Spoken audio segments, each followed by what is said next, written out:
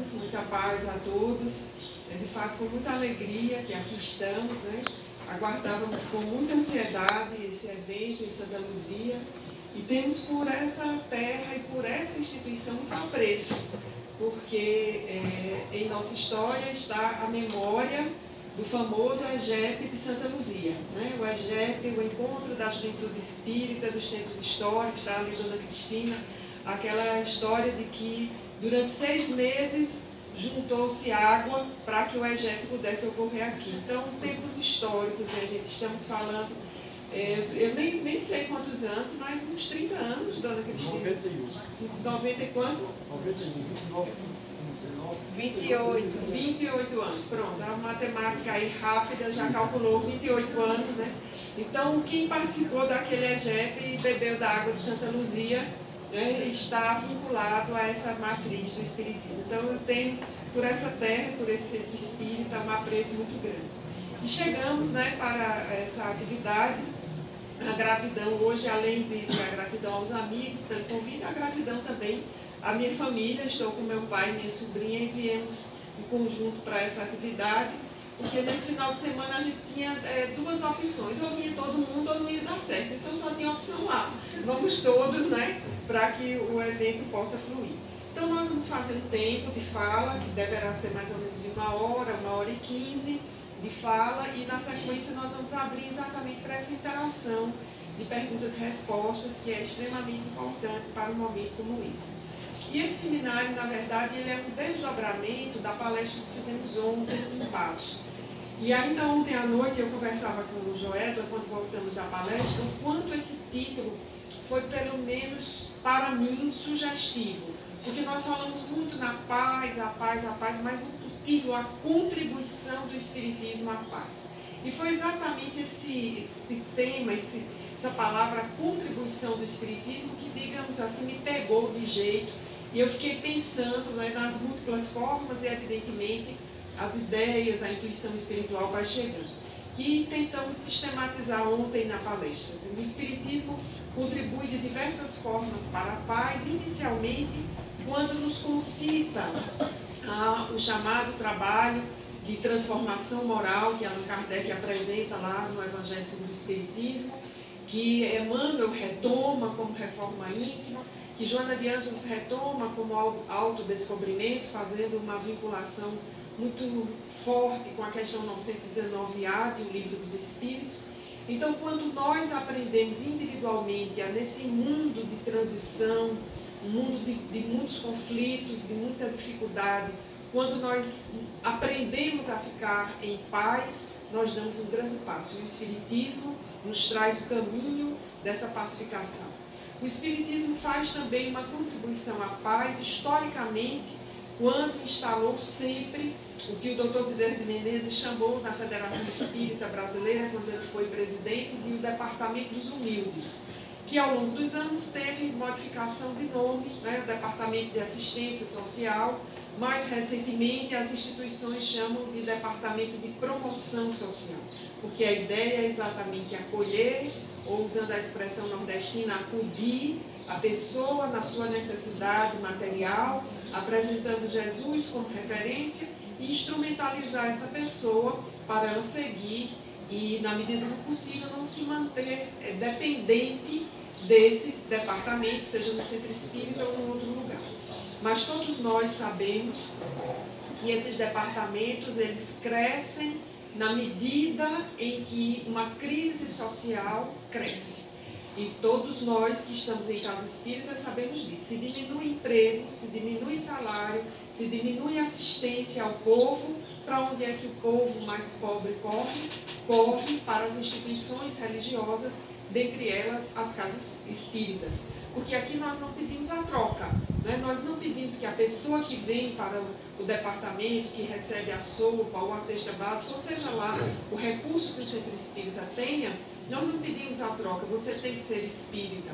Nós sugerimos à pessoa que ela vincule-se a Jesus e que no limite das suas necessidades, da sua agenda, da sua vida, que ela venha à reunião pública. E muitos centros espíritas sabendo que quem não tem nada, já tem dificuldade de vir uma vez no centro espírita, já organiza naquele dia uma palestra pública, porque a pessoa já vem e faz o que a gente já chama o combo, não é? Recebe ali a palestra, a instrução e a doação que o centro espírita dá. Os centros espíritas têm essa frente de trabalho multivariada. Nós vemos isso em diferentes lugares. Às vezes é só a sopa. Eu estou lembrando aqui do nosso professor Severino Celestino, que ele conta muito que havia uma dúvida, uma dificuldade junto à equipe, se era a sopa, se era o manguzá. Quando as pessoas foram consultadas, a opção foi pelo manguzá. Os que recebiam não queriam a sopa, queriam o manguzá. Não é muito paraibano, muito próprio da nossa vida. Há centro espírita que mantém um departamento de distribuição de medicação, outros têm escola, asilos para idosos e por aí vai. Ou seja, essa pacificação no social, digamos assim, no coletivo, é algo muito próprio do Espiritismo, porque nós seguimos lá o capítulo 13 do Evangelho, fora da caridade não há salvação. E o 15, aliás, o 13 é não sai da vossa mão esquerda. A terceira frente, que é essa frente de o Espiritismo apresentar uma explicação de por que esse mundo é violento como é, porque este é um mundo de provas e expiação. E no mundo de provas e expiação, conforme lá o capítulo 3 do Evangelho, o mal ainda prevalece sobre o bem. E onde é que nós vamos encontrar essa explicação fora do Espiritismo? Nós não encontramos. Os sociólogos vão apresentar as suas teses materialistas, ancoradas na economia, recrudescimento da economia, mais violência social. Os historiadores vão apresentar os ciclos de cada sociedade, no ápice de seu desenvolvimento e depois o declínio, mas não há essa perspectiva de evolução como está no Espiritismo. Então o Espiritismo dá uma significativa contribuição à paz, afora a pacificação das reuniões mediúnicas, pacificando os espíritos que estão individualmente conflitados e aqueles que em grupo estão conflitados e no grupo conflitam e promovem os conflitos sociais. Então a contribuição do Espiritismo à paz é inestimável. E todo o esforço que seja feito pela paz é um esforço necessário, um esforço decisivo, e nesses dias em que recrudesce um discurso de armamentação da sociedade, de tornar as pessoas portadoras de sua arma, que isso é legítimo, que isso, aquilo, outro, nós não podemos nos filiar a esse discurso, porque ele é antagônico à mensagem de Jesus e, portanto, antagônico à mensagem espírita. Nós precisamos exigir das autoridades justiça social, uma polícia inteligente, capaz de agir de modo inteligente, questionando primeiro, em vez de bater primeiro e perguntar depois, e uma polícia que mate menos. Porque quando a polícia mata muito, ela mata muito e mata primeiro jovens, negros, pobres, mulheres e todos os grupos sociais periféricos. Então nós precisamos de uma polícia capacitada na inteligência, na compreensão do diferente, para ser capaz de se antecipar ao crime. Então é isso que precisamos pedir em sociedade. E aí na manhã de hoje, pensando no desdobramento desse tema, nos pensarmos como construtores da paz. Aí trazer a coisa um pouco mais para o individual, essa primeira fronteira da contribuição do Espiritismo. E aí fomos buscar no Evangelho, no Novo Testamento, correlacionando com a literatura espírita, alguns tipos psicológicos comuns, que em psicologia vão se chamar de arquétipos comuns. Então, o primeiro arquétipo, que no Evangelho está muito bem representado, é o arquétipo daquele que quer a paz sem esforço. Então, é a história do moço rico. Qual era o conflito do moço rico? É que ele tinha muitas posses e ele estava encantado pela mensagem de Jesus. Então, ele era alguém que vivia em dois mundos.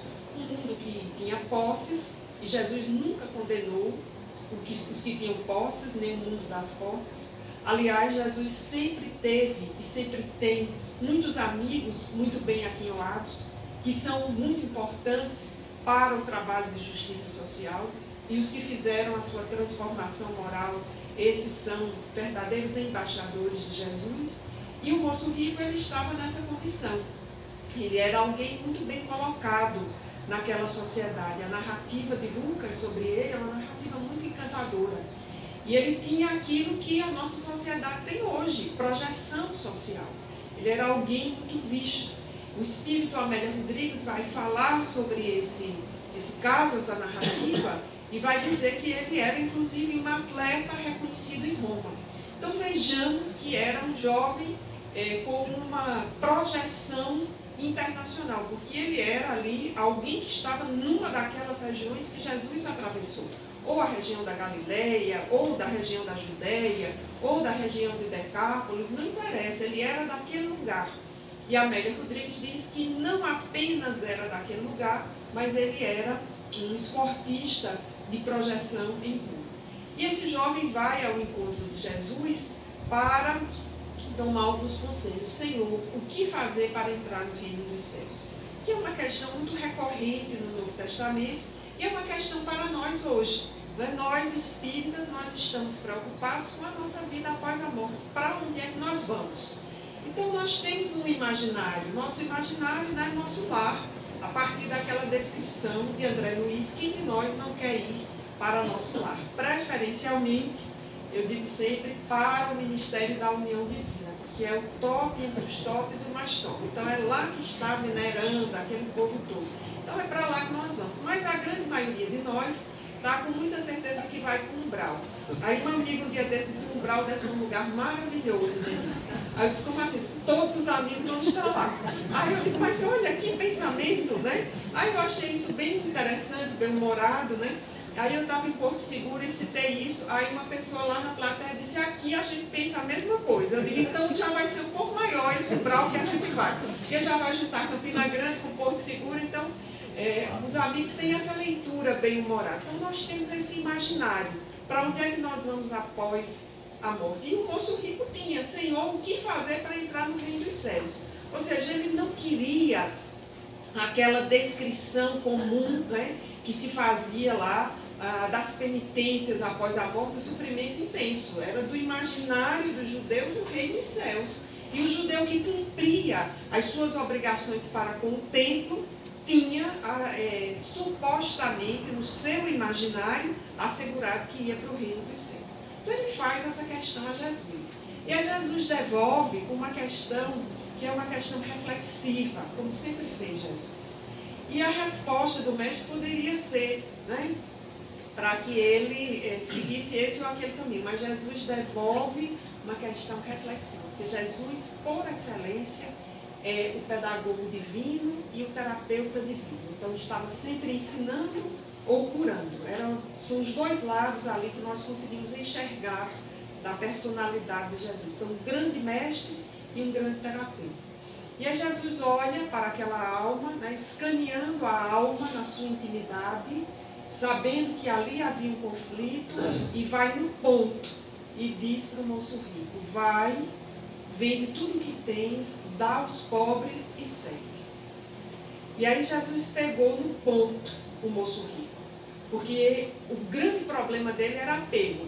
Ele queria o reino dos céus, mas sem se desapegar do que ele tinha. E aí, a partir da obra de Amélia Rodrigues, nós compreendemos, sem se desapegar da imagem que ele tinha dele. Porque uma coisa é se desapegar dos bens, a outra coisa é se desapegar da imagem. E isso é muito sério, muito profundo, no sentido psicológico, porque é preciso não ter apego a essa imagem, né? Vejamos que aqui no início, meu pai estava falando que perdeu 80% dos cabelos, né? Isso é imagem. Eu vou cortar o cabelo de um cabeleireiro 2 milímetros. E aí deve se cortar 3. E toda mulher sabe, né? Quando a diferença entre 2 milímetros de cabelo, gente, é uma diferença significativa, não é? A outra lá disse, né? Cabelo sem pintar, né? 15 dias atrás eu cheguei para dar aula, primeiro período, os alunos do primeiro período, eles já não... É uma juventude diferente. Aí um aluno apresentou-se na licenciatura, à noite, aí o que é que você faz, o que é que você trabalha, todos trabalham, eu disse, eu sou cabeleireiro. Eu disse, mas que interessante, né? E por que você está mudando, quer deixar de ser cabeleireiro e ser professor? Ele disse, porque porque eu já cansei de ficar pintando cabelo branco de mulher como o seu, professor. Não precisa dizer isso, né? Eu digo, não precisa dizer isso, eu sei que está branco, né? Eu sei que estava muito branco, eu pintei ontem para vir para cá, para Santa Luzia, 3 semanas esperando um tempo de encaixar uma tintura. Então, a imagem é uma coisa muito importante e ela é necessária, inclusive psicologicamente, a imagem ela é importante, ela é terapêutica, nós precisamos ter uma imagem de nós. O problema é qual é a imagem que nós temos de nós e mais especificamente, qual é o apego à nossa imagem. Então, o jovem rico, ele tinha um apego à sua imagem. Jesus diz, vai, vende tudo que tens, dá aos pobres e segue. Então, eram 3 movimentos. O primeiro movimento era desprender-se, que é um movimento difícil. O segundo movimento era, ao desprender-se, não trazer para o grupo. Era o desprendimento máximo. Porque poderia ser assim, vá, venda tudo que tem, se desfaça de tudo, abra mão dessa vida e traga um suporte para esse novo grupo que você vai adentrar. Mas era uma ruptura ali profunda. Vá, se desfaça, passe a outras mãos necessitadas e abra mão da sua imagem para me seguir. Porque vejamos que era o nível mais difícil. São 3 níveis. O terceiro nível era, você não será mais um esportista reconhecido, convivendo aqui com esse grupo, comigo, lidando com os mais pobres. Essas roupas, essas indumentárias, essa sua rotina de treinos, não será mais essa, será uma outra. A pergunta é se você vai suportar tudo isso. Então é o arquétipo daquele que queria o melhor dos 2 mundos. Então ele queria continuar com a projeção que tinha e queria garantir o reino dos céus com Jesus. Trocando em miúdos é garantir 2 em 1 sem fazer nenhum. Porque ele já tinha uma herança, que era do pai, ele era um grande esportista, segundo Amélia Rodrigues, mas ele estava querendo guardar um lugar no reino dos céus. Uma pergunta reapresentada a Jesus N vezes. Por exemplo, a mãe dos filhos de Zebedeu pediu um lugar à direita e outro à esquerda. Ou seja, vejamos que convivendo com Jesus, o imaginário do reino dos céus é muito forte, porque ele é a representação da paz. E aí estava muito claro para quem interagia ali com Jesus, que se tivesse com Jesus, estava muito próximo do reino dos céus. A pergunta é, o que fazer? Então, esse arquétipo. E aí, o que é que isso tem a ver conosco? Espíritas, ou que estamos chegando à casa espírita? É porque muitas vezes na nossa vida nós estamos assim. Nós estamos meio moço rico, meio Jesus. Nós somos quase uma pizza meio a meio, né? Agradar aqui e ali. Então nós estamos querendo ter o melhor desse mundo, vivendo essa expressão exterior de forma materialista, porque essa é a diferença. É possível atravessar nesse mundo sem essa visão materialista. Tanto é que no Evangelho segundo o Espiritismo há um texto intitulado O Homem no Mundo, que é exatamente para nos lembrar que conviver com a imagem, com as posses, com as experiências de projeção, elas são próprias do mundo, da Terra, que é um mundo de provas e expiação. O que nós precisamos ver é como nós vamos conviver com essas experiências. Porque também não adianta imaginar, não, mas era melhor que não existisse. Quando a gente diz isso, na verdade a gente está sufocando na personalidade o desejo de aparecer. Então o moço rico, ele estava vivendo esse conflito e por isso ele não se pacificava. E aí Jesus responde que a pacificação para ele profunda era uma pacificação que exigiria uma intensa transformação. E a pergunta também é, trocando em miúdos, se ele estaria pronto para isso. E aí a sequência da narrativa não diz, nós vamos ter que nos valer de Amélia Rodrigues, que esse moço sai da presença de Jesus, reflexiona e decide ir aos Jogos em Roma, numa decisão de despedida. Era a última apresentação. E aí quem leu Amélia Rodrigues sabe que ele desencarna nessa oportunidade. E isso é muito bonito, porque esse foi um encontro ali com Jesus, mas ele não estava no espírito maduro para acompanhar o mestre. Não há nenhuma condenação nisso. A sua história é muito importante, porque ela é tão importante que ela entrou no Novo Testamento. Esse episódio é tão significativo que ele entrou para que nós pudéssemos ler 2000 anos depois e reconhecer que às vezes nós queremos isso. Nós queremos o mundo, nós queremos essa ostentação, nós queremos aparecer. E aí, com todo respeito, sem nenhuma crítica, mas com um toque de reflexão, o que fazem as redes sociais? Elas são o mundo do moço rico, né? Porque tudo nas redes sociais flui. Está todo mundo bem, né? A vida é uma festa, tudo uma maravilha, ninguém tem problemas, né? É uma coisa que quando eu descobri, eu digo, meu Deus, como pode, né? Isso não ocorre comigo. Parece que todo mundo está de férias. E férias hoje, porque a gente não sabe exatamente daqui para frente, mas para a maioria das profissões hoje, férias só depois de 12 meses de trabalho, 30 dias. Quem não vende 10, porque a maioria das pessoas que eu conheço vende 10 dias de férias para sobreviver. Então, como é que há tantas férias ou tantas festas?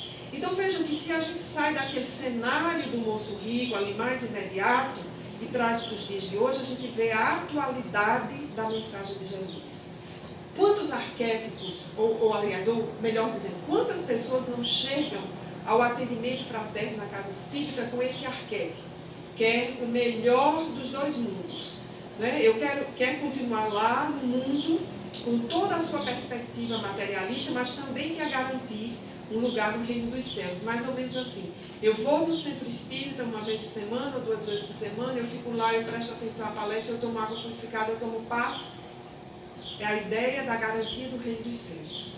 Mas como espíritas, nós precisamos aprofundar, porque Kardec afirma em O Evangelho segundo o Espiritismo que o verdadeiro espírita reconhece-se pela sua transformação moral. Aí nós precisamos perguntar o que é transformação moral. É transformação de atitudes. E aí não é o outro, não é o presidente do centro espírita, o diretor da mediúnica, o coordenador da juventude que vai dizer, fulano, é tal coisa que você tem que transformar. Não, na metodologia com Jesus, que é a metodologia adotada pelo Espiritismo, é autodescobrimento. Então nós precisamos começar a fazer uma lista do que é transformação moral. Outro dia eu me dei conta de quanto a questão, acho que é a 886 do Livro dos Espíritos, que é a da caridade, era uma questão difícil para mim, que é aquela questão que diz assim, qual o sentido da palavra caridade conforme a entendia Jesus? Eu acho essa questão fascinante, porque Kardec vai construindo o limite da resposta. E ele, ao perguntar isso, eu imagino que ele estava já com interação plena com os espíritos, porque é o sentido da palavra caridade conforme entendia Jesus. Então não podia ser conforme Santo Agostinho ou São Luís, ou seja lá quem fosse. Santo Agostinho poderia até responder, mas conforme entendia Jesus. Aí a resposta é benevolência para com todos, indulgência das faltas alheias e perdão das ofensas. É o famoso BIC. Essa questão, assim, a gente memoriza, né, ela é bonita, é interessante, mas ela é profunda. Aí outro dia eu comecei a me perguntar o que é benevolência para com todos. E aí eu fui descobrir que eu não sou benevolente para com todos, eu sou benevolente para com alguns, as pessoas que eu gosto. Aí quando a gente começa a pensar isso, a mente, né, que já tem um estoque de informação, aí lembra assim, mas a meta com Jesus é amar os inimigos. Aí a gente começa a construir uma gradação de transformação moral. Porque é ser benevolente para com todos. Então, com os que nós amamos e com os que nós não amamos. Aí a gente tem que ir achando a metodologia. Aí eu fui separando assim as pessoas em 3 grupos. Aquelas que eu amo, as pessoas amistosas, né? Então essa não tem dificuldade de ser benevolente com elas, de modo algum. Aí tem as inamistosas, que aí o exercício da benevolência começa a se mostrar constante, e tem aquelas com as quais a gente não sabe lidar. Aí quando eu fiz isso, eu me dei conta que tinha uma pessoa com a qual eu não sei lidar, e botei a pessoa lá nesse grupo. E aí disse assim, Jesus, eu entrego, porque com essa pessoa é só enfrentamento e eu não preciso disso. Aí outro dia eu me dei conta que eu tinha botado mais uma outra pessoa nesse grupo. E entreguei a Jesus. E recentemente eu me dei conta que eu tinha botado uma terceira. E a pergunta para mim foi se eu tinha ampliado os 2 grupos anteriores. Porque tem que vir tirando dos inamistosos para o grupo dos amistosos. E é um exercício de transformação moral. Cada um vai achando o seu. Né? E aí os níveis é que são muito diferenciados. Porque o primeiro nível é benevolência para com todos. O segundo é a indulgência das faltas alheias, que é uma coisa difícil. Porque a gente só consegue ser indulgente com as faltas das pessoas com as quais a gente é benevolente. As pessoas com as quais a gente não é benevolente, a gente tem dificuldade de ser indulgente com as faltas delas. E as que estão naquele grupo que a gente entrega para Jesus, aí pronto. Aí é que o negócio, né, apresenta-se a dificuldade. E o perdão das ofensas, aí a coisa vai para o terceiro nível de profundidade.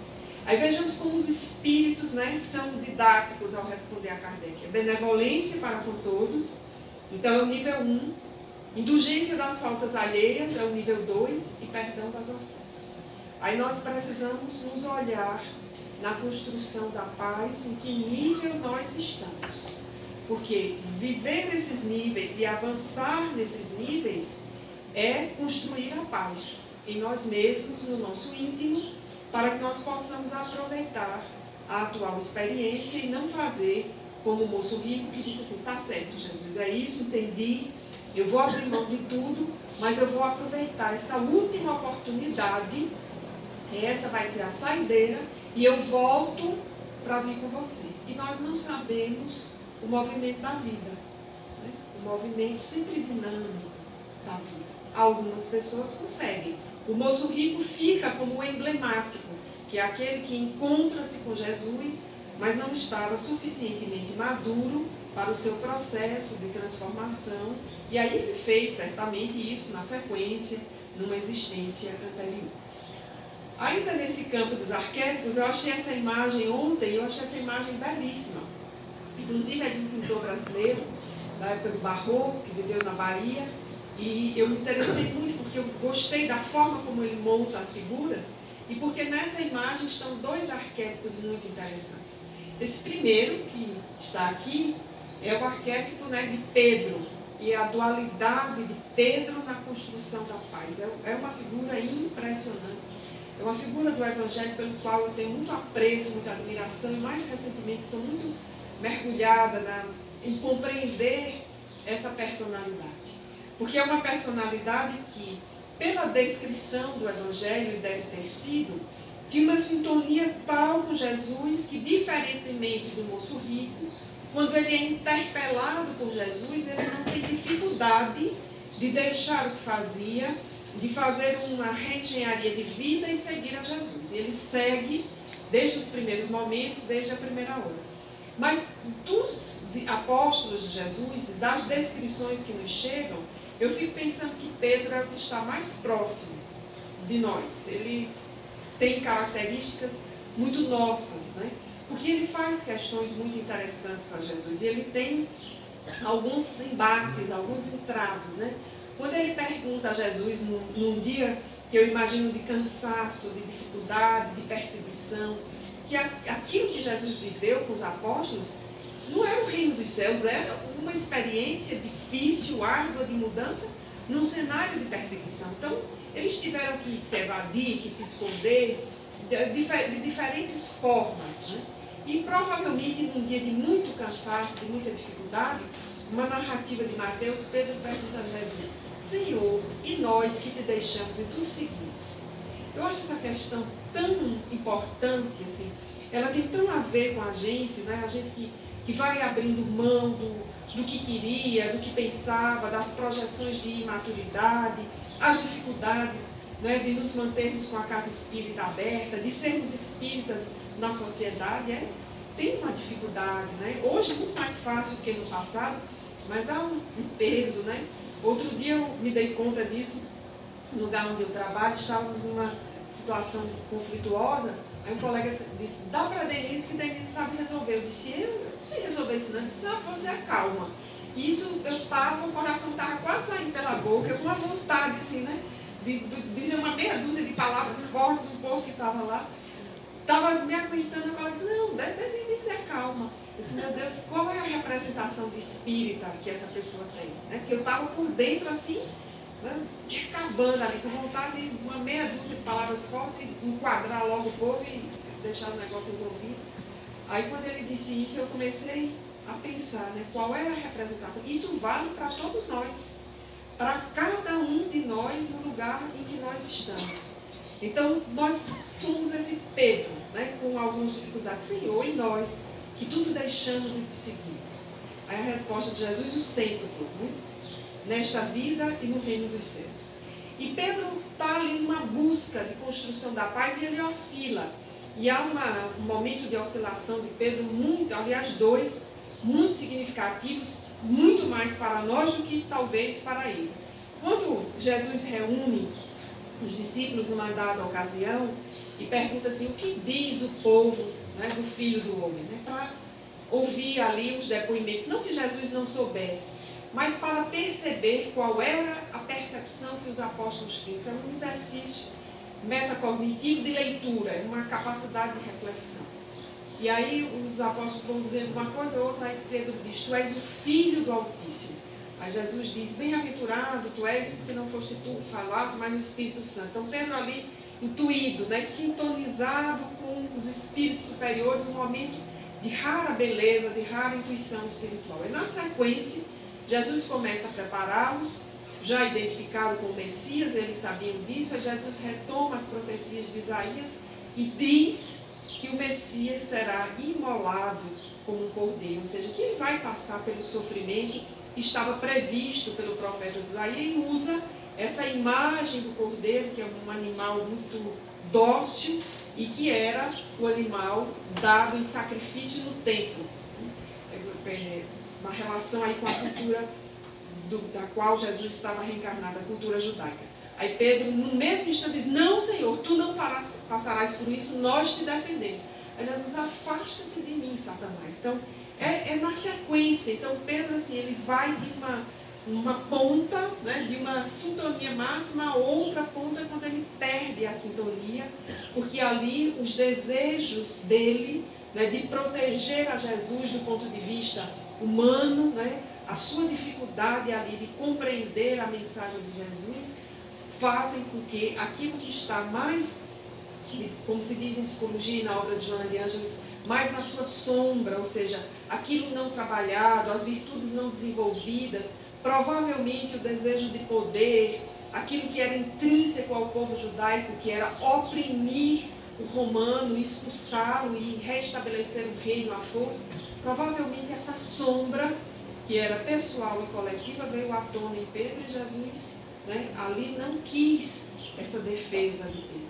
Então Pedro tinha esse quanto, né, da violência que vai depois se expressão, e é essa cena que vai estar aqui, quando Jesus é preso, e os soldados chegam ali, e Pedro estava armado, porque eles andavam armados. Era um lugar hostil, eles viviam peregrinando por um sertão, para tomar o nosso sertão aqui como medida de comparação, um sertão como esse, acampavam à noite, então eles tinham que ter no mínimo um instrumento para construir ali a sua cabana, quebrar os galhos, né, cortar um peixe, e eles tinham essas armas, tinham essas facas, e Pedro lança de uma arma da sua faca e ele decepa a orelha direita de um soldado que passa para a narrativa, está em Mateus, na obra de Amélia Rodrigues, com o nome de Malco. Outras narrativas chamam-no de Glauco. E Pedro, então, ele tem essa atitude violenta, fisicamente violenta, agressiva. Eram todos os seus instintos que estavam ali, como é que alguém, né, prendia o seu senhor. Então, a sombra pessoal lhe toma. E na agressividade, um homem forte, viril, um pescador acostumado às atividades, ele reage com a agressão. E Jesus vai lá suavemente, era possível, e estanca a hemorragia de Glauco. Então Glauco se evade do lugar ali, estancando a hemorragia, procurando, não é uma coisa de colar a orelha, mas é de estancar aquele sangue, e se evade, vai por um detalhe interessante da obra de Amélia Rodrigues, que Malco ficou marcado com o castigo que era dado aos ladrões. Haviam vários castigos. Para ladrões leves, a pena era a extirpação da orelha. E aí é muito interessante porque esse personagem, que era de fato um ladrão, ele estava fisicamente identificado. Ele se evade do lugar para ninguém descobrir o que ele queria esconder. Mas Jesus já havia dito que não há oculto que não seja revelado, então Malco estava ali já na corda da lei. E voltando para Pedro, é esse momento aí de agressividade, e após a crucificação ele vai suavizar esse arquétipo da violência. E um outro arquétipo, que é um arquétipo supostamente tranquilo, que é o de Judas. Diferentemente de Malco, que teve essa atitude violenta, Judas tem uma atitude violenta numa outra direção, que é a atitude, ele é parte, não é que ele entrega somente ele, mas ele é parte de um grande plano, né, de capturar e de encarcerar Jesus, que todos nós conhecemos, e ele faz isso com algo que é suave, que é o gesto do beijo. E aí, vejamos que esse gesto suave, ele guarda uma violência no seu íntimo, porque supostamente o que Judas queria era que, entregando Jesus e sendo Jesus extremamente poderoso, não se submeteria àquela autoridade, e Judas fazia parte da divisão ou do segmento zelote da sociedade. E quem eram os zelotes, senão o povo, na época de Jesus, o grupo social que acreditava na luta armada. Eles acreditavam no discurso de que cada um armado, matando romanos, eles seriam capazes de subjugar o exército romano. Olhando hoje, a gente diria assim para Judas: não sabia de nada o inocente, não fazia ideia do que era o exército romano, mas essa era a filosofia dos zelotes, e 2 zelotes eram discípulos de Jesus, um deles é Judas. Então vejamos como é a nossa relação com a violência, a nossa relação com a agressividade. Em Judas e em Pedro nós temos 2 representações. A de Pedro é uma agressividade que estava ali na sua personalidade, talvez ele já nem se desse conta, mas naquele momento aparece um impulso, ou seja, muito claramente de que há momentos em nossa vida que nós não controlamos a nossa agressividade, porque não nos conhecemos em profundidade, não nos pacificamos em profundidade. E a de Judas é um outro arquétipo de violência que precisava ser pacificado, que é o arquétipo da violência que acredita na luta armada. Então, não estava disposto a qualquer coisa. Judas e Pedro, eles são distintos. Eles tinham violência em si, mas violências distintas. Digamos, Pedro estava assim, num processo que depois vai se tornar intenso, que é o da sua autopacificação. E Judas estava num processo externo, ainda sem conexão, provavelmente, com o seu self, com o seu interior, com a sua parte de ser filho de Deus, e ele estava ainda acreditando no processo exterior.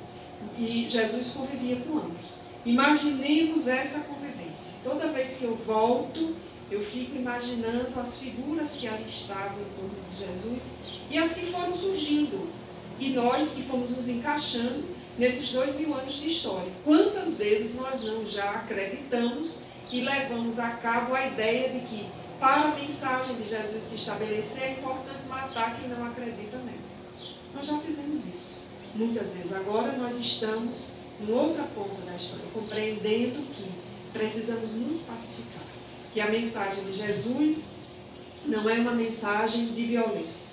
E por fim, essa imagem, que não é muito boa, ela não é muito clara, eu não achei uma melhor, mas é uma outra imagem de alguém conflitado e que busca a paz. Esse aqui é para fazer, digamos assim, o oposto com o moço rico, que é Zaqueu. Zaqueu era alguém conflitado consigo mesmo. E recentemente eu vi uma expressão que eu achei muito interessante, eu nunca tinha pensado na expressão, e para Zaqueu dá certo. O que é Zaqueu, né? É aquele que faz um esforço para demonstrar que ele é um rico honesto. Porque sempre há a ideia subjacente do rico desonesto. E vejamos que o que é que Zaqueu fez? Ele tinha um conflito entre o que ele tinha, o que ele podia ser e o que o mundo podia ser, e ele vai ao encontro de Jesus. A história diz que ele coloca-se numa árvore, ele sobe a uma árvore para ver Jesus. Do ponto de vista psicológico, a árvore é o símbolo da sua sintonia com Jesus. Dentre poucos, ele foi aquele que sintonizou com Jesus a ponto de adentrar a sua, digamos assim, o campo magnético de Jesus, como a mulher hemorroísta, porque Jesus o percebe. Jesus olha para ele, ou seja, Jesus percebeu que alguém naquele povo ali todinho entrou no seu campo magnético e diz assim, é você aí, né? Hoje a gente compreende isso melhor e eu fico impressionada como certos recursos da tecnologia nos ajudam a entender Jesus. Hoje isso é estar com o Bluetooth pareado, né? Para a gente que teve que parear o celular, né? O que foi que aconteceu com Zaqueu? Ele pareou o Bluetooth dele com o de Jesus. E na hora Jesus percebeu, isso é você mesmo, está pareado. É na sua casa que eu vou jantar, né? E, outro dia eu vivi uma experiência desse tipo.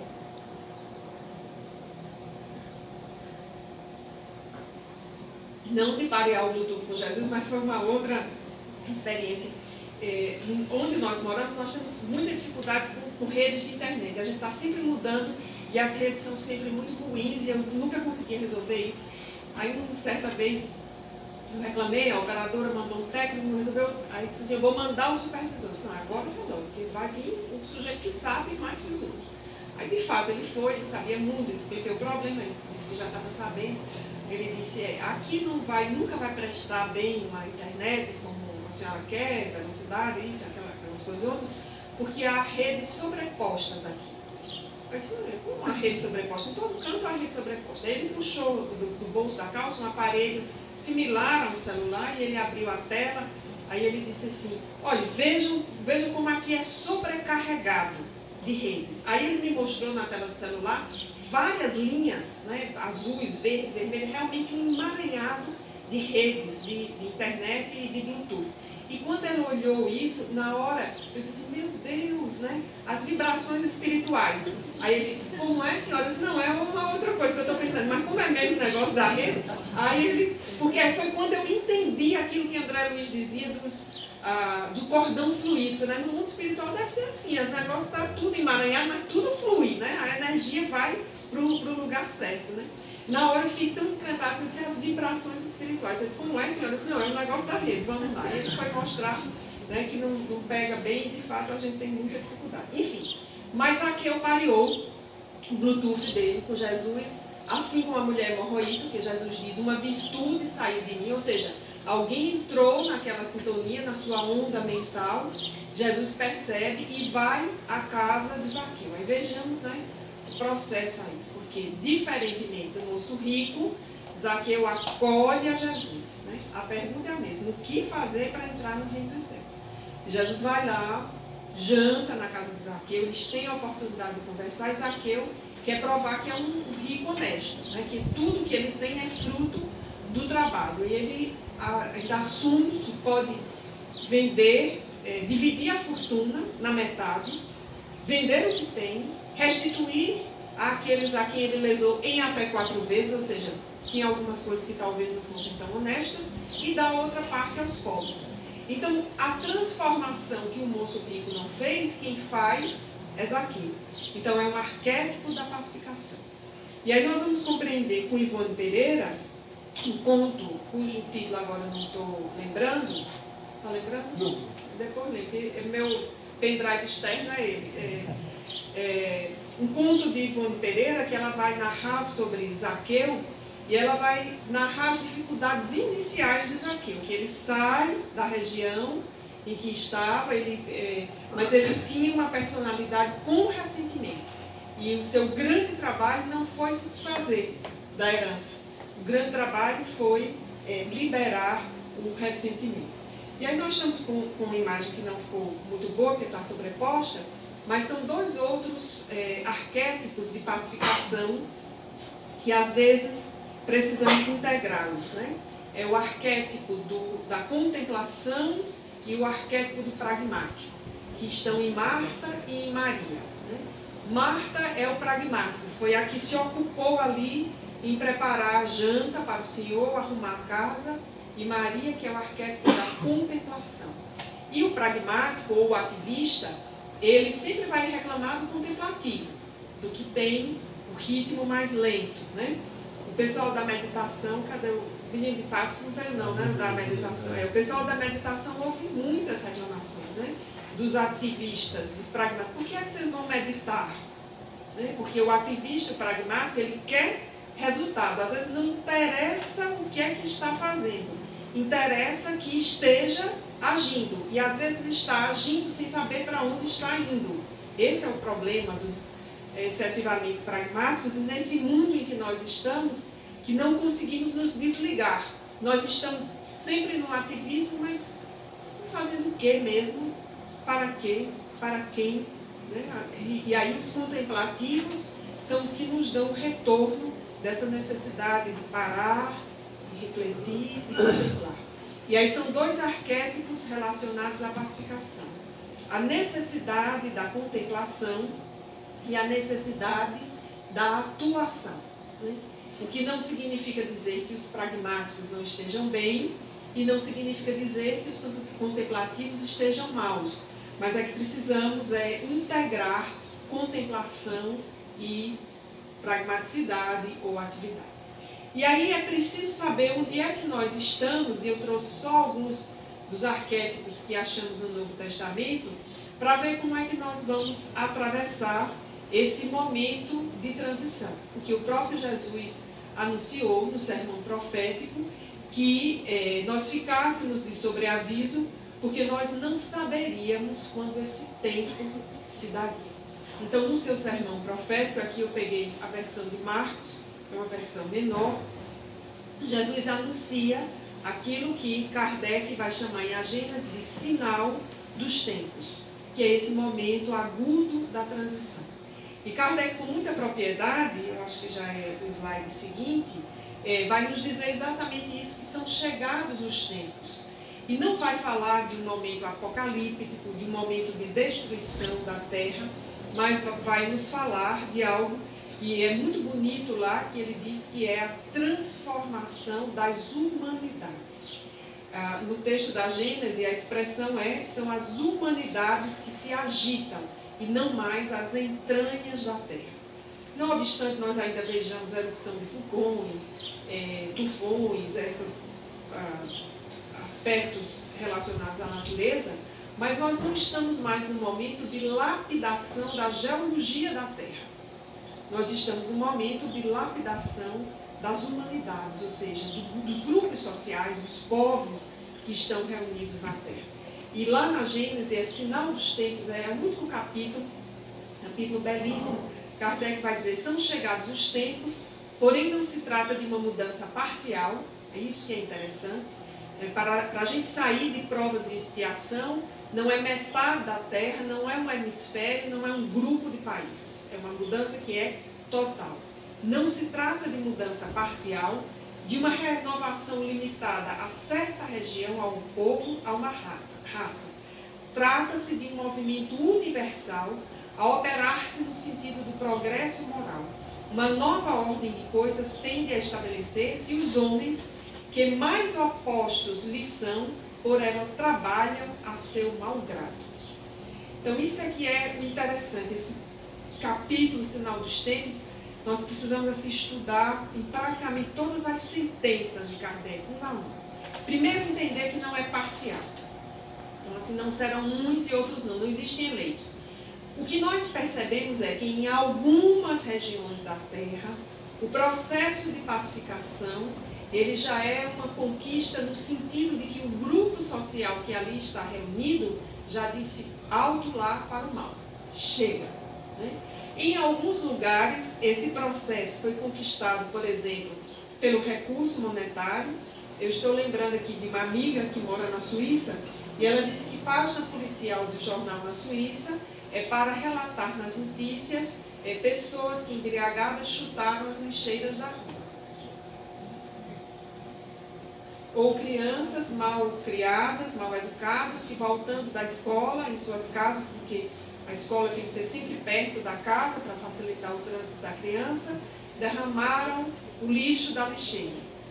Então é um país, entre outros, que pelo poder econômico que teve, já conseguiu superar as demandas sociais de emprego, por exemplo, de fome e de organizar uma polícia inteligente, que é o que nós não temos. Então, alguns lugares na Terra, outras pessoas que falam sobre regiões do Canadá, né, que tudo funciona, né? Aí estão as pessoas lá para fazerem, né, a sua transformação moral. Mas do ponto de vista da humanidade, Kardec afirma com segurança, não é parcial. Não existirá povo eleito para a regeneração. É total. E depois vai dizer que é uma mudança no sentido do progresso moral. Então, a grande medida do mundo de regeneração é qual progresso moral está sendo feito. Então, quando nós observamos assim, no atacado, né, mudanças sociais, por exemplo, o que eu citei ontem na palestra em Patos, o acordo que a Colômbia fez com o grupo armado, com as Farc, o investimento que fez em Bogotá para pacificar a sociedade, mesmo sendo um país periférico, com pouco recurso, nós vamos observando ali claramente os indícios de um progresso moral, a ponto de a sociedade dizer, daqui a gente não volta. Isso é que é o significativo. Daqui nós não vamos voltar, como em outros lugares do mundo. E aí o interessante é, uma nova ordem de coisas tende a estabelecer-se e os homens que lhes são mais opostos. Então, os antagonistas da paz, para ela trabalham a seu malgrado. Aqui eu vou me excusar de citar nomes, mas todos nós somos suficientemente inteligentes para perceber, nesse momento da história da humanidade, quem são os não pacificadores que estão ocupando postos de repercussão internacional. E o momento é de sombras, evidentemente, mas é graças a eles que nós estamos, como sociedade coletiva na Terra, dizendo, não, mas não é isso que a gente queria, não. Nós queremos outra coisa. E nós já estamos chegando num nível de maturidade tal que nós estamos dizendo, não é isso que nós queremos, e estamos conseguindo no mundo inteiro, democraticamente, não reelegê-los. A Europa já começou a passar por esse processo. Os países que fizeram eleição nos últimos 10 anos, de líderes opostos à paz, não foram reeleitos. E aí nós estamos esperando que nos demais países do mundo, nas grandes potências, isso ocorre por uma compreensão que nós estamos tendo, que está numa questão de O Livro dos Espíritos, que nós estamos nos enfastiando do mal. Porque quando um grupo social, um país, consegue estabelecer paz social, isso é tão duradouro, inspirador, em todas as áreas, na economia, na sociologia, na cultura, na política, que regredir dá a sensação de barbárie. E nós já não suportamos mais. Nós já chegamos num nível de construção de instituições públicas, de atendimento de necessidades básicas, em que nós já não é mais a barbárie que nós temos. Nós estamos, né, numa marcha em que estamos cansados do olho por olho, porque nós já experimentamos alguns momentos de paz social e vimos o quanto isso é importante, é duradouro e é bom. Então nós estamos em plena mudança para o mundo de regeneração. E isso não é parcial, isso é para toda a humanidade. O problema é que nós, como humanidade na Terra, nós somos lentos. E nós que queremos o bem, que queremos a paz, muitas vezes nós não conseguimos nos inspirar na atitude de Marta, que é a atitude pragmática do Evangelho, e colocar situações, experiências de paz na rua. Às vezes nós achamos que dentro da nossa casa, gradeado, né, cercado, cerca elétrica, isso e aquilo outro, está melhor. Mas a paz, ela precisa estar na casa. Então, uma experiência dessa, do ERESP, é uma experiência da paz.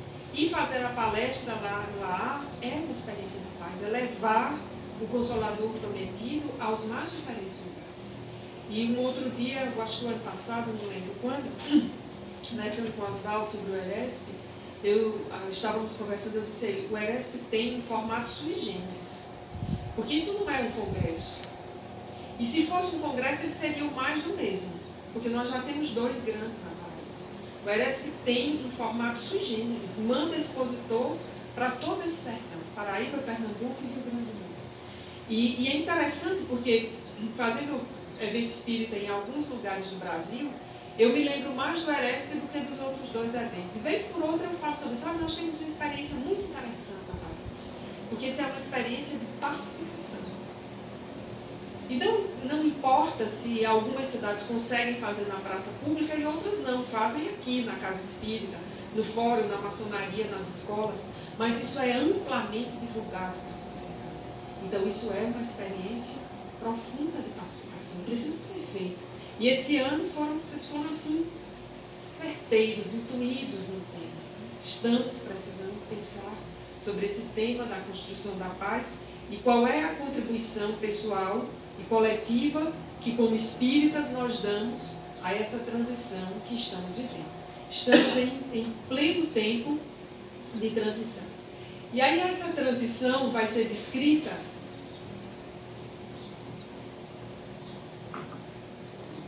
pelos teóricos como o período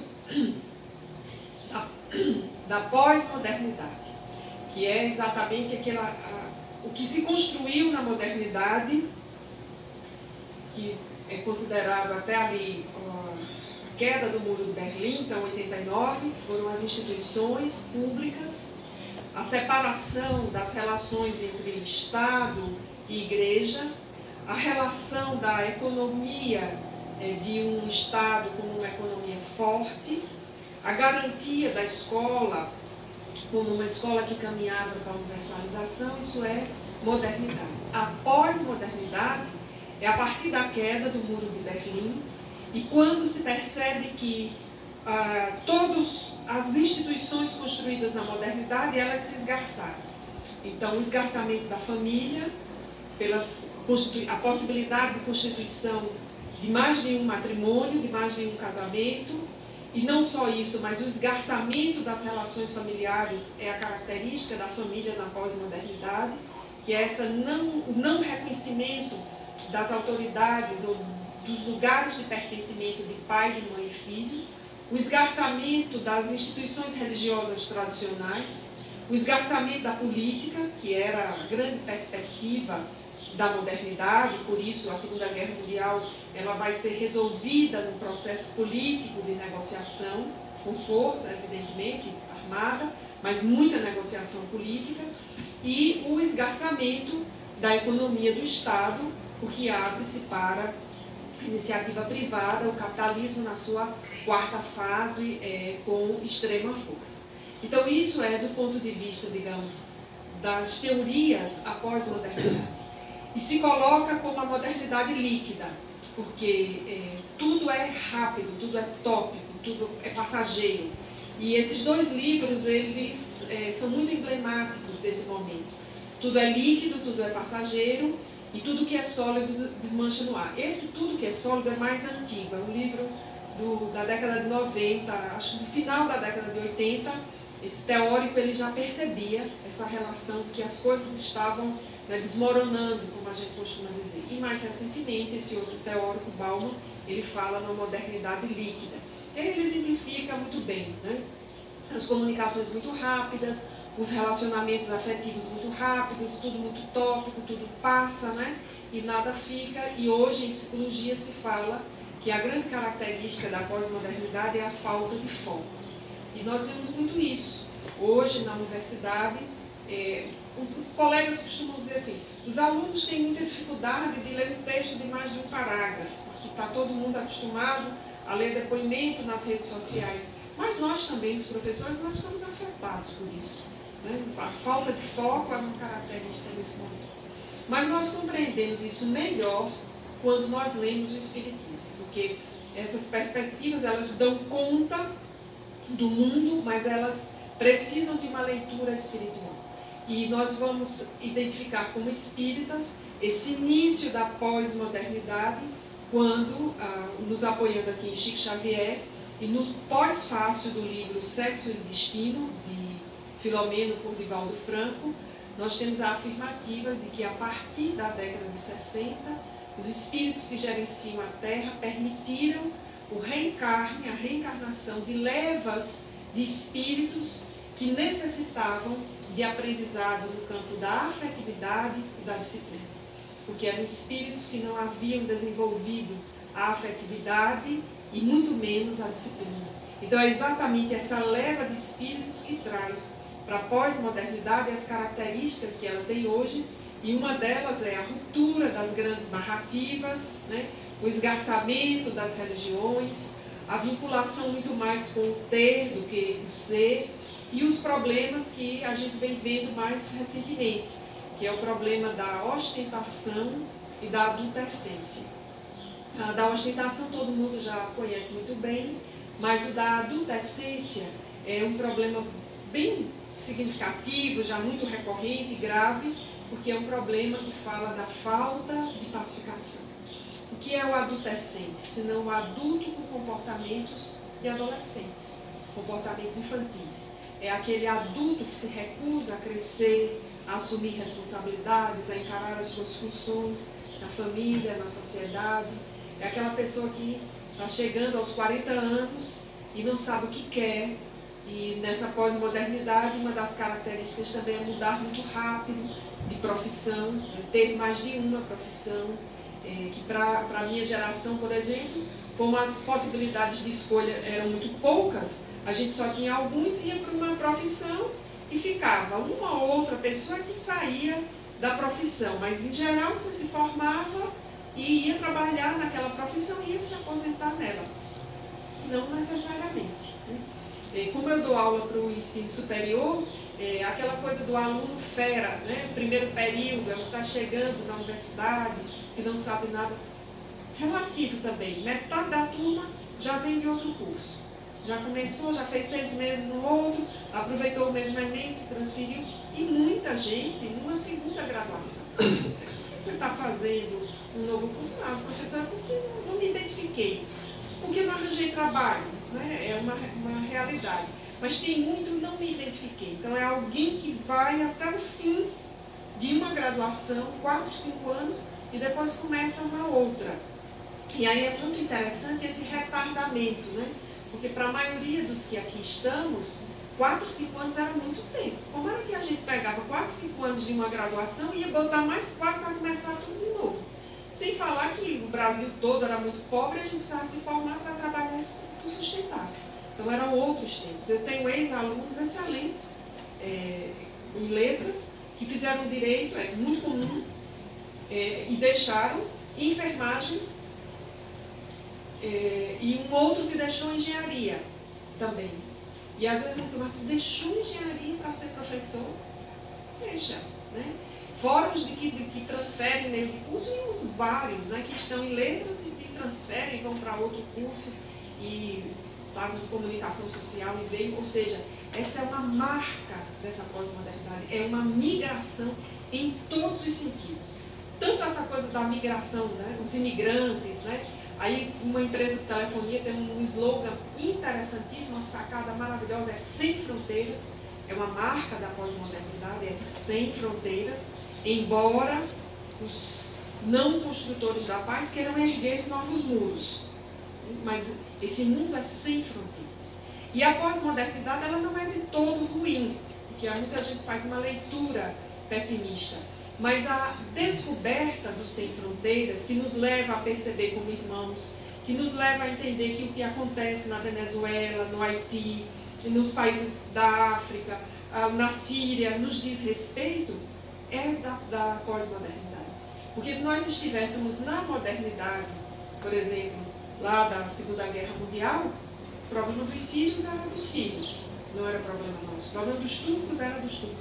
Mas isso hoje é problema nosso. Isso é uma marca da regeneração. Entender os problemas dos diferentes lugares como problemas da humanidade. E que a humanidade precisa dar retorno. Qual é, por exemplo, a grande pressão internacional sobre a Itália? É que abra o porto de Lampedusa, porque lá é o lugar mais próximo dos barcos que vêm da Ásia.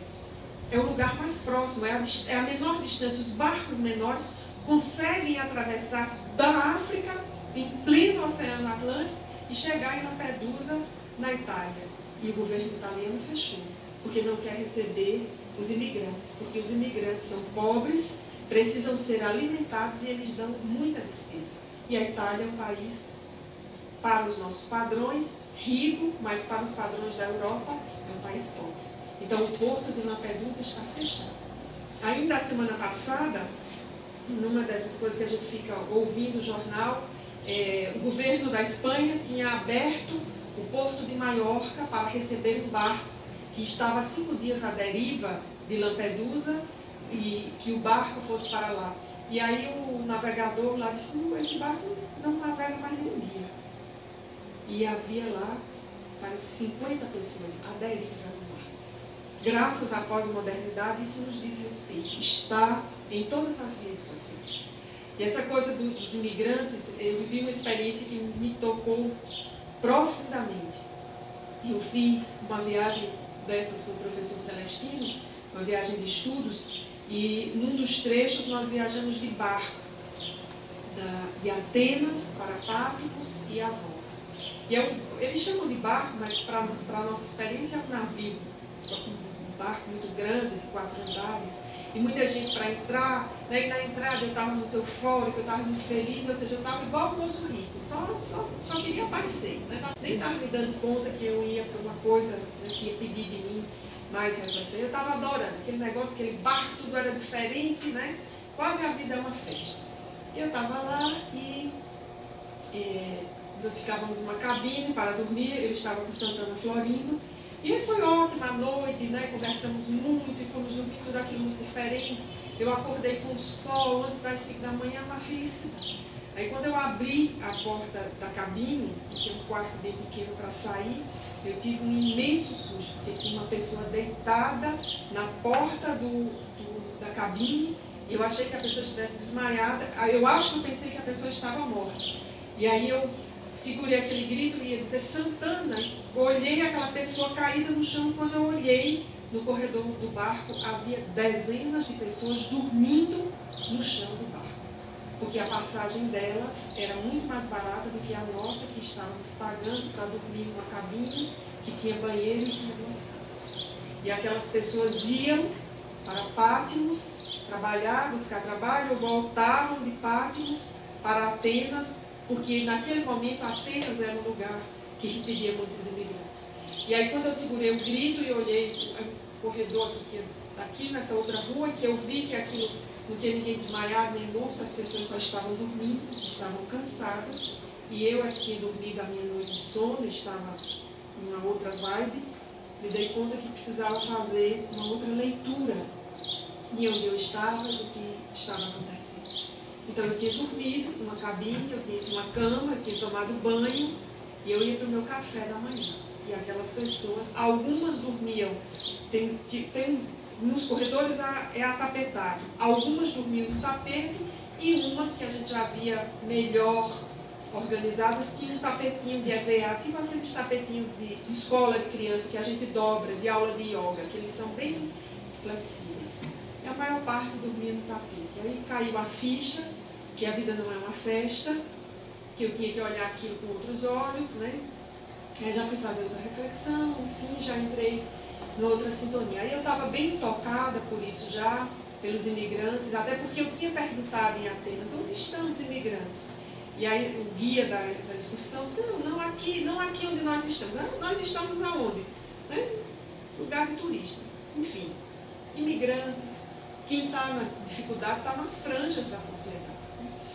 E aí quando nós fomos descer, eu tomei outro susto, porque essa coisa de descer do barco, é muita gente, 4.000 pessoas, e aí a nossa instrutora disse para que nós fôssemos para a porta do barco, para descermos logo. Não ficar do meio para o fim, porque a viagem já estava atrasada, enfim, desembarcar logo.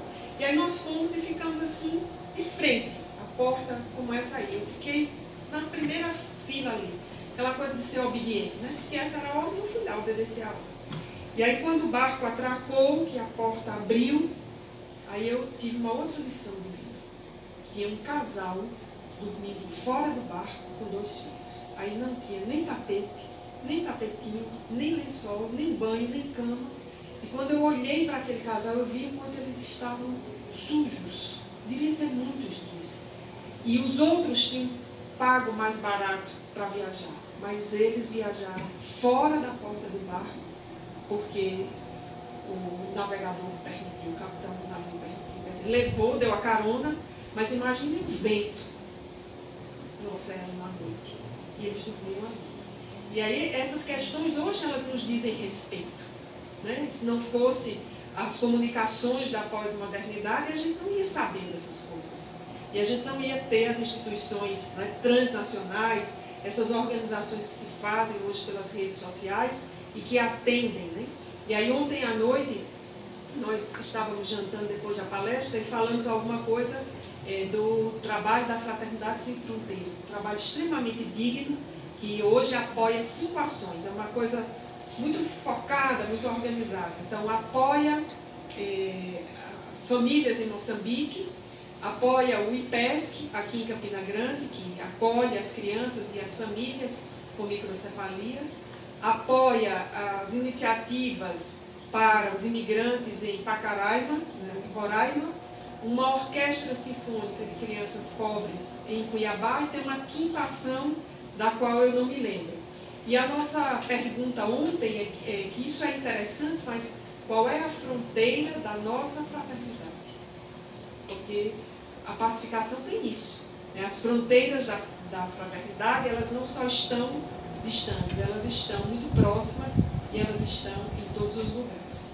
E nesse momento, né, há muitos, né, como o Moço Rico. O Moço Rico era um adolescente. Ele estava ali, né, entrando na sua vida adulta, mas aquela resistência de seguir, de assumir os seus papéis, de assumir as suas funções. E aí eu vou passar, em função da hora, rápido, era uma descrição mais de perfis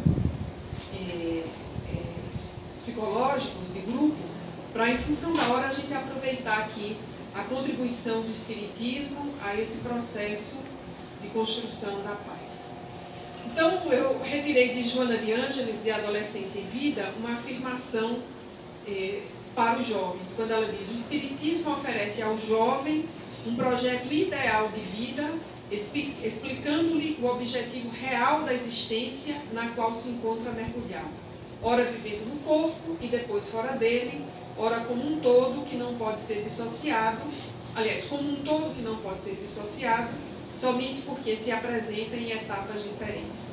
Explica-lhe que o espírito é imortal e a viagem orgânica constitui recurso precioso de valorização do processo iluminativo, libertador e prazenteiro. Eu gosto muito dessa definição de Joana de Ângeles sobre a contribuição do Espiritismo, porque se dirige ao jovem. Mas se nós tirarmos o jovem aí e colocarmos a pessoa adulta, o idoso, o texto continua fazendo sentido. Porque o Espiritismo oferece a todos nós um projeto ideal de vida, explicando o real sentido da existência na qual nos encontramos mergulhados, no corpo ou fora dele. E explica-nos que o espírito é imortal e que a viagem orgânica é precioso recurso de valorização do processo iluminativo, libertador e prazenteiro.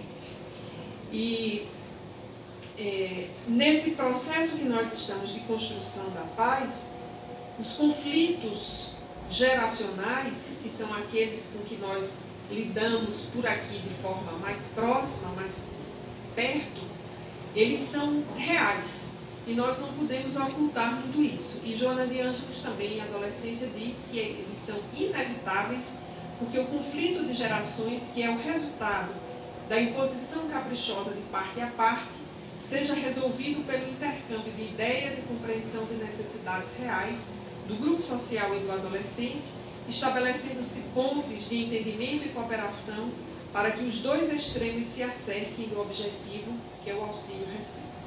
Eu separei esse trecho da obra de Joana de Ângeles para nós nos lembrarmos que a construção da paz não é uma atividade que cabe aos jovens. mas é uma atividade que cabe a todos. Nós não poderemos colocar apenas nos ombros da juventude que aí está, com as dificuldades que essa juventude já vai enfrentar, uma responsabilidade tão grande, porque nenhum de nós está isento de adulto ou velho ou criança ser um construtor da paz. E nós faremos isso, né, a partir de um processo de educação que é a chave do progresso moral. Então, a educação em todos os sentidos para o Espiritismo. Autoeducação, estudo do Espiritismo, a educação que se dá nas escolas, ela é também extremamente importante, porque onde o processo de escolarização avança, o processo de pacificação se corporifica. Nessa ideia de que todos somos luz.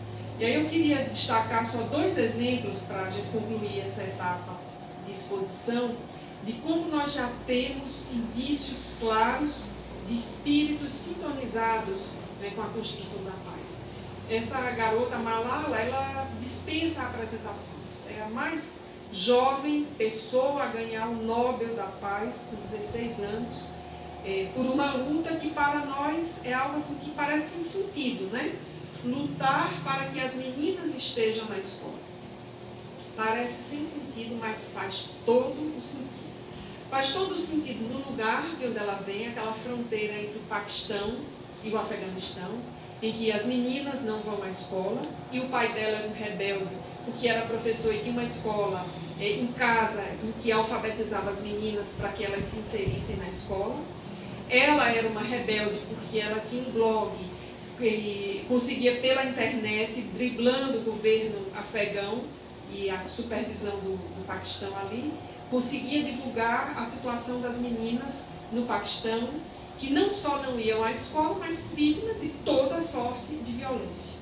E ela foi atingida na face, e ela só escapou porque é um espírito que está comprometido com essa história, porque qualquer outro espírito com outras limitações, outras debilidades, não tinha escapado não. Ela foi atingida na face, ou seja, ela foi alvejada para ser morta. Felizmente, tropas britânicas que estavam na área, né, hiperviolenta, supervisão das tropas britânicas, ela foi identificada, foi retirada do Paquistão, foi levada para a Inglaterra, e lá ela passou por toda a assistência médica, as cirurgias, e continua ativista, tanto ela quanto o pai. E o seu grande mote é que basta uma criança, um professor, um livro e uma caneta para se mudar o mundo. Então, muito sintonizada com a perspectiva kardeciana de que a educação é chave do progresso moral. E está dando mostras, de fato, da sua maturidade como espírito. Não precisa ser espírita para isso, né? Está dando maturidade de espírito comprometido com Jesus, com a educação das meninas. E nós precisamos ter muito cuidado com isso. O lugar onde nós estamos, na Paraíba, é um lugar altamente violento com as mulheres. O número de feminicídios na Paraíba é estarrecedor. Todo o estado. Não tem mais aquela história. Dizia ser na região em torno de Campina Grande. Todos para esclarecer que as meninas precisam estar na escola, as jovens precisam se formar, tem lugar no mercado de trabalho, porque do contrário, essa perspectiva lá do Afeganistão vai se fixar aqui. Então, nós estamos muito sintonizados com esse trabalho de Malala. E essa imagem, que eu vou passar muito rápida, porque eu acho ela muito forte para mim, é uma história incrível. Eu li na revista Veja, um menino sírio que foi atingido, né, com toda a sua família, por explosão de bomba naquela guerra civil da Síria, e todos morreram. E ele foi alvejado, mas ele ficou em choque. Imagina o que é você ter 4 anos de idade, a sua casa ser explodida e em torno de você só escombros, só mortos. Quando os paramédicos chegaram, e os repórteres, né, ele foi encontrado em choque. Aquela primeira imagem, e a imagem correu o mundo, né, a imagem do fotógrafo correu o mundo, e nos Estados Unidos um menino viu essa foto na televisão, uma criança de 6 anos, estava 6 para 7 anos, estava brincando e viu essa foto e chamou a mãe e disse que era o seu irmão. E a mãe disse: não, meu filho, você não tem irmãos, né? E você não terá irmãos, você é o filho único. Não, é o meu irmão, e o menino insistiu que era o irmão, e foi dormir à noite, e a mãe, os pais acharam que ele ia esquecer aquela história, e no outro dia ele foi para a escola, ainda naquela fase que está se alfabetizando, né, em inglês, e ele disse para a professora que ele tinha visto o irmão dele na televisão, e o irmão estava machucado. E a professora, quando os pais chegaram, não sei se os pais, mas a pessoa que chegou para buscá-lo à tarde na escola, a professora chamou e disse que era muito estranho, porque ele tinha falado nisso e ele passou um dia falando que o irmão dele estava machucado e ela sabia que ele não tinha um irmão. E os pais levaram o menino para casa e a história continuou. Ele queria ver a televisão para ver a imagem do irmão. E aí os pais já não ligaram mais à televisão, porque esse menino não tinha irmão, muito menos um irmão ferido e machucado. E aí, passado um ou 2 dias, não sei, esse menino chegou para a mãe e disse: eu já sei como o nosso irmão poderá vir para casa. E a mãe disse: mas como isso vai acontecer? Você não tem irmão, como nós vamos trazer o seu irmão? Né? E aí já aquela coisa vai para o psicólogo, pensando, né, que o menino estava com aquelas ideias de criança, o seu irmão imaginário e tal, isso já ia ir com uns 4 dias, talvez. Eu disse: não, nós vamos ter que pedir ao cara, porque é ele que vai trazer o irmão. E o cara era Barack Obama, porque era assim que ele era conhecido pelo povo, né, nos Estados Unidos. Ele era o cara, aquele slogan dele, né, American Change, aquela coisa muito forte, com essa alma da liberdade americana. E aí a mãe percebeu que alguma coisa a mais existia, porque eles não tinham um outro filho, eles não falavam em ter um outro filho. Essa expressão relativa ao Barack Obama não era comum na casa, e aquilo ali precisava de uma atenção. E eles deram uma atenção ao menino, né, para entender, com o apoio da escola, dos psicólogos. O menino disse que aquele era o seu irmão e que o cara poderia trazer. E aí aquela coisa de americano, né, o menino se alfabetizando, com auxílio da professora, escreve uma carta a Barack Obama, a situação é descrita, o governo americano manda buscar o menino, e o menino está hoje nos Estados Unidos, adotado por essa família. Então, haja memória reencarnatória. Né? Eu achei isso extremamente forte, né? Na Veja, naquela primeira sessão de depoimentos, eu achei isso muito forte, porque isso é memória reencarnatória pura. Porque uma coisa é você reconhecer uma pessoa numa foto bonita e arrumada. A outra coisa é reconhecer a pessoa desfigurada. E a outra coisa é manter o discurso. Porque esse menino, ele poderia ter sido, digamos, como a gente diz aqui, ter sido enganado pelos pais, né? Não, não é seu irmão, não. Olha, eu vou lhe dar um brinquedo, esqueça isso, né? Ou então semana que vem, mamãe vai buscar, né? Essas coisas que a gente faz com criança, que engana. Mas o menino manteve a história e a coerência da história. É o meu irmão. E depois esse link, né, o cara que vai poder buscar. Porque para trazer da Síria para os Estados Unidos, né, sem maiores burocracias, só há um nos Estados Unidos, porque não se estava nem entrando lá. Como é que os paramédicos, né, como é que os jornalistas, né, dos Jornalistas Sem Fronteiras, né, dos Médicos Sem Fronteiras, iam trazer esse menino e entregar para a família americana ou para qualquer família, né? A imagem do menino ensanguentado correu o mundo. E eu lembro que quando eu vi nos telejornais, eu disse assim: eu não quero nem ver essas coisas. Eu estou numa fase de reduzir algumas informações, eu não quero nem ver isso. Aí 15 dias depois, ou 3 semanas, acho que 3 semanas depois, estava na Veja, como na matéria ali da introdução da revista. Então isso é memória reencarnatória e é uma memória de profunda pacificação. É claro que assim, nesse caso de Malala e desse menino, assim, são espíritos, né, raros ali, com essa grande memória. Nós outros estamos assim, mais ou menos, na dimensão dessa imagem aí, da última ceia com Jesus. Nós estamos em torno de Jesus e tendo muito próximo e procurando entender a sua mensagem e introjetá-la, porque o momento agora me parece ser esse, é introjetar a mensagem de Jesus para poder vivê-la, porque compreender, a gente vem compreendendo ao longo desses 2 minutos. Então era isso, amigos, nesse desdobramento da palestra de ontem, dos Construtores da Paz. Eu prometi que deixaria um tempinho para perguntas e respostas, nós temos uns 20 minutos, e ao final tenho 2 videozinhos de divulgação para a gente passar. Então vamos para as perguntas individuais.